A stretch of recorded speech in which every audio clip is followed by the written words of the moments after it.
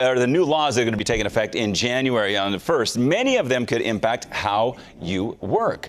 Here to help us make sense of the new rules, Virginia Young with the California Employment Association. Virginia, thanks for being here. Thanks for having me. Okay, so let's start with minimum wage. That is a big topic. The state is moving. What's the current minimum wage? $16 an hour. To? It's $16.50 on January 1st. Okay, so people who are working the day-to-day, what do they need to know about this? What's important?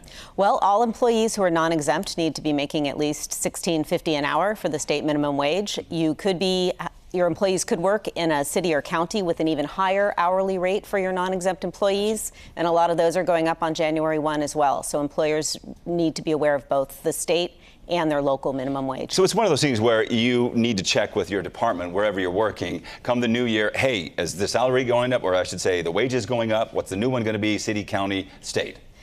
Yes, exactly. Now, you also brought up a good point, too. We often think of there's the hour-by-hour workers and there's salary workers, and you're saying the salaried state minimum wage is going up, too. Explain that. I didn't know there even was one. Yes, so for most salaried exemptions, like your managers, your administrators who are paid on a salaried basis, the minimum required salary is a multiple of the state minimum wage. So when the state minimum wage goes up, the minimum required salary goes up too. And on January 1, the minimum salary will go up to $68,640 on an annual basis. So that will affect a lot of people too. I mean, obviously minimum wage hourly is going to affect a ton, but I don't think a lot of people knew about the salary one. That's an interesting bullet point right there.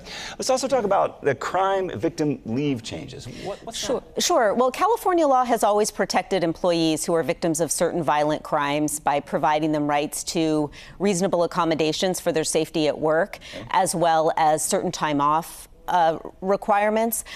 This new law expands the crime victim rights by allowing them to apply when the employee is a victim of a violent crime or if their family member is a victim of a violent crime. So there will be an expansion there, Gotcha. Especially for employers of greater than 25 employees.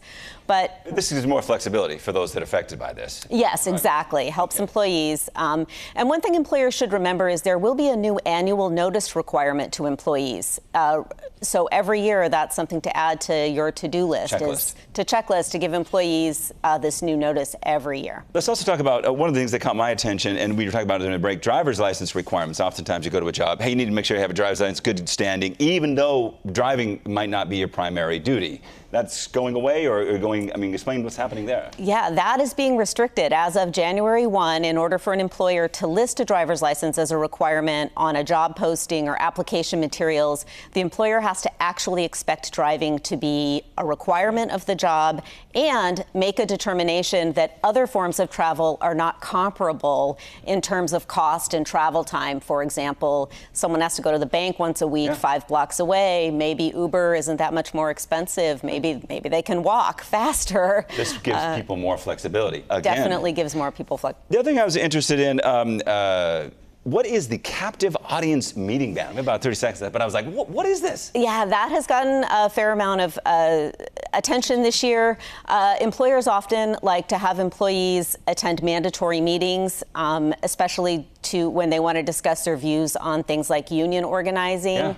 This law prohibits employers from making employees come to these meetings where they're going to discuss their views on either religion or political matters, very broadly defined to include union organizing. Employees can decline to attend these meetings, and there are strong anti-retaliation provisions for employees who choose to do so. That's extremely important because it gets into a territory where a lot of people are like, it's risky. But the bottom line is fewer meetings. That's what you need to interpret. Yes. I know there's an important rule behind it, but fewer required meetings. Right, fewer required meetings. Well, Virginia Young with the California Employment Association, thank you so much for joining us with the new laws that take effect January 1st, especially when it comes to pay. Ask and make sure you know the rules and the new laws.